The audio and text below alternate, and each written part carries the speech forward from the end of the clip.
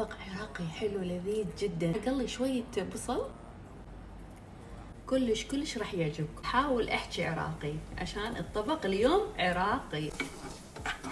اول ريحة البصل يخبل. حق البيض، بيض ينراد له سمن، هذا السمن السعودي. لازم نفرش البيض على الصحن. اسود. نخلط البيض بس على خفيف، يعني ما نضرب البيض وايد. اوكي، زين. ريقتوا؟